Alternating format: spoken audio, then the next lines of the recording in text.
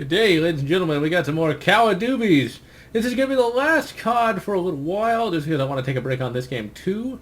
This recording is likely going to go out in October, but for October we're mainly just going to be taking a look at Return to Castle Wolfenstein. And I'm not going to be doing a episode every single day like I have been doing. I just need to take a little bit of a break.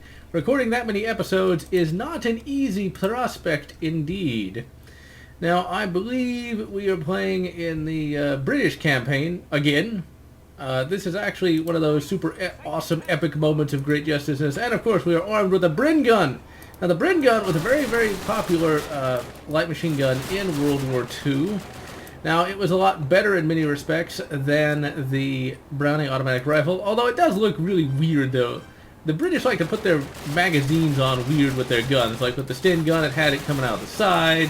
With this gun, it's got coming out of the top, although I imagine it was easier for it to feed since it's going down. But I'm a big fan of the Bren gun in many respects. I think you can get some semi-automatic versions of this particular gun, although I have not acquired one just because I would imagine they're extremely expensive, like $1,000. And I've never really been able to justify spending $1,000 on a gun. I might be, a big fan of firearms and shooting. It's very hard to justify $1,000 on a semi-automatic gun like that, just because what are you going to use it for? And the obvious answer is fun. But it's like, I'd rather save that $1,000 that I'd spend and use it on something else. Now, getting the Mauser, on the other hand, now that's something I could go for, because it wouldn't be that expensive. And just imagine if in real life, you had to go across this bridge where there's some idiot shooting at you.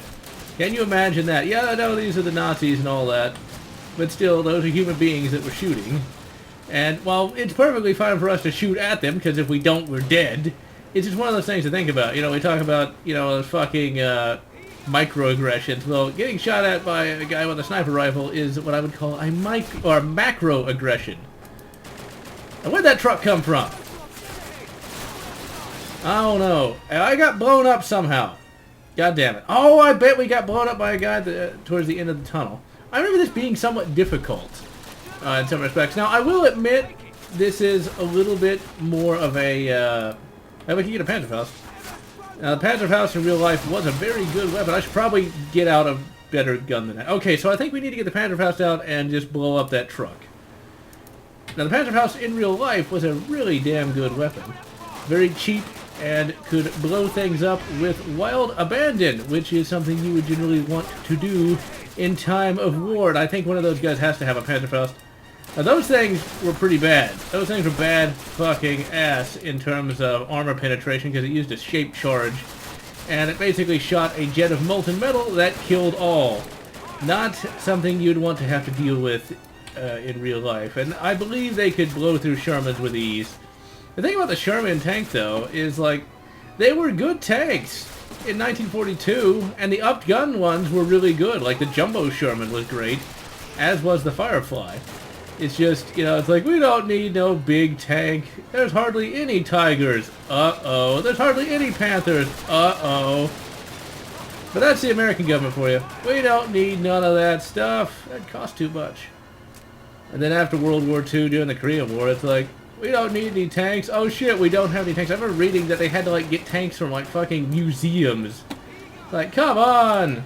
Come on! What's your fucking problem? And I think I shot my own guy, because he was literally right in front of my fucking shots. Stupid bots keep running in front of my shots. Who programmed these bots? Or something like that. The Shooter Guy song. I don't know how many of you guys have heard of Miracle of Sound, but he's a great, musician who does video game-based music. He's been around for a long time, actually. I thought he didn't do any music anymore, but he still does. Did a really awesome Doom song, but I really still like the Shooter Guy song, because it is just so appropriate in terms of modern-day games. It's basically a big critique of modern-day games. And for some reason, with games recently, and I still have to track down this particular problem, I've just been getting little hiccups in terms of frame rate. I'm not really sure why. I thought it was a hard drive, but, well, I'm recording it to a different hard drive.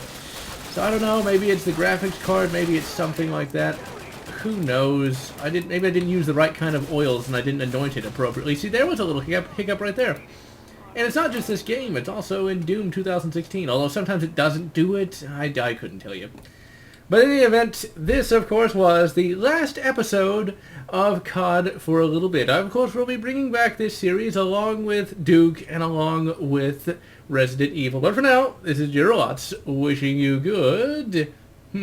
How about Return to Castle Wolfenstein and good Wolfenstein New World Order, or whatever makes you happy.